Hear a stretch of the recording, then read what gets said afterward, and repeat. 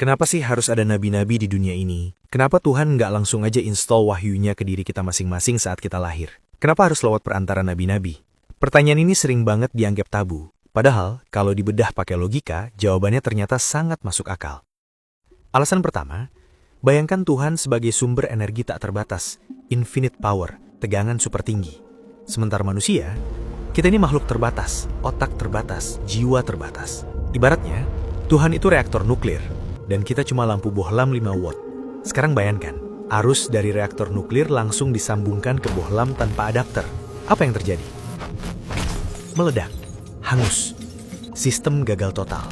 Artinya, manusia butuh adapter, butuh transformator yang bisa menerima tegangan tinggi, lalu menerjemahkannya ke bahasa kita. Dan disitulah peran Nabi. Manusia terpilih yang hardware jiwanya sudah siap. Mereka menerima wahyu, lalu menyampaikannya ke kita dalam bentuk yang bisa dipahami.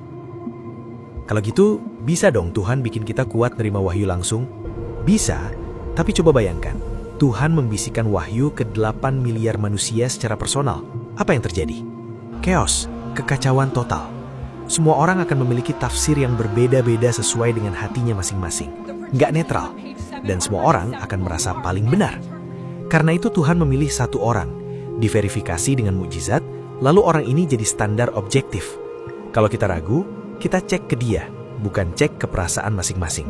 Terus, dari mana kita tahu kalau itu beneran nabi yang diutus sama Tuhan? Gimana cara kita bedainnya? Disinilah Tuhan kasih fitur authentication code atau kode verifikasi ke para nabi. Kita mengenalnya sebagai mukjizat. Mukjizat itu bukan sulap. Mukjizat adalah akses level admin yang bisa membypass hukum alam yang dikunci buat manusia biasa. Itu adalah cara Tuhan bilang ke manusia kalau orang ini bawa mandat resmi. Jadi, mukjizat itu adalah tanda pengenal resmi. Karena tanpa admin key ini, klaim kenabian itu invalid atau nggak sah. Oke, kalau gitu, kenapa nggak satu nabi aja dari awal sampai kiamat? Ini yang disebut software update. Bayangkan hukum atau aturan Tuhan itu kayak OS atau operating system. Misalnya, Nabi Adam itu bawa OS Windows 95. Kenapa? Karena masalah manusia saat itu masih basic. Belum ada perbankan global, belum ada rekayasa genetika. Kalau aturan zaman Nabi Adam dipakai buat ngurusin masalah kripto atau bioetik hari ini, ya nggak akan kompatibel. Makanya, Tuhan mengirim nabi secara bertahap, dan tiap nabi bawa update-nya masing-masing. Karena Tuhan itu pendidik, Tuhan ngajarin manusia pelan-pelan sesuai kurikulum kelasnya. Terus, bedanya nabi sama rasul apa? Kan sama-sama utusan. Jawabannya ada di skala job desk dan level update-nya. Tugas nabi mengingatkan kembali aturan lama tanpa merubah sistem inti. Jadi OS-nya tetap sama, cuma diperbaiki errornya. Sedangkan Rasul itu ibarat major update, kayak update dari Windows 10 ke Windows 11. Rasul datang bawa kitab baru dan hukum baru.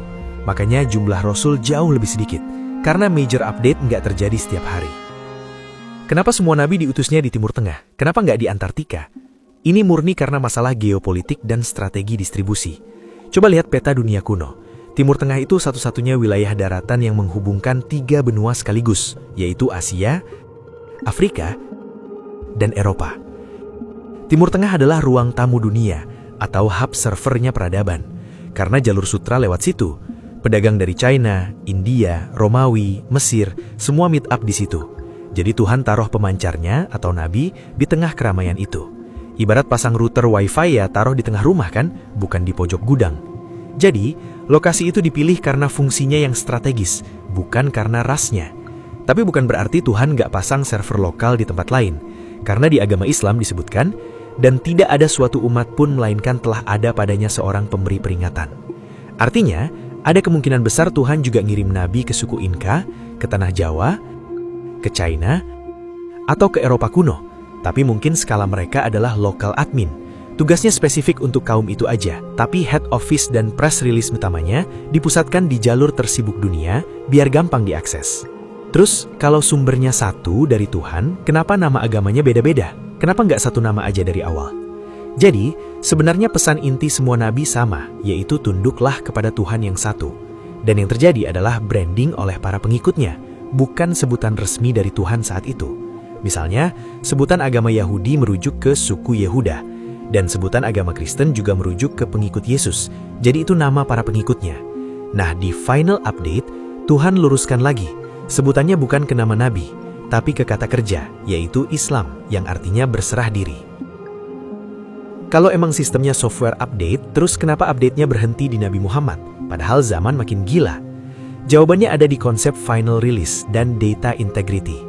Pertama, nabi-nabi terdahulu dikirim berulang karena ajaran nabi sebelumnya hilang atau terlupakan, jadi butuh di-restore ulang.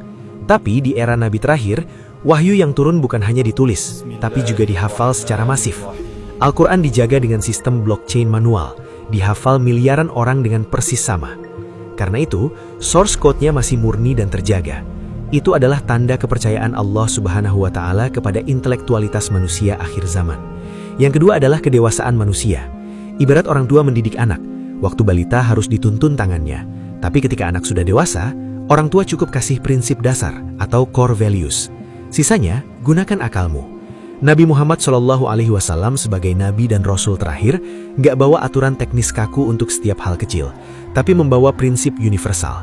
Karena Allah Subhanahu wa Ta'ala menganggap akal manusia sudah cukup matang untuk melakukan ijtihad atau mengambil prinsip dari Al-Quran lalu menerapkannya ke masalah modern pakai logika.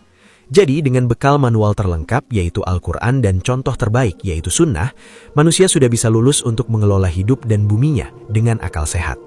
Terus, validasinya apa kalau kitab Al-Quran yang berumur 1400 tahun ini masih kompatibel dengan masalah modern kayak kripto, AI, atau mental health?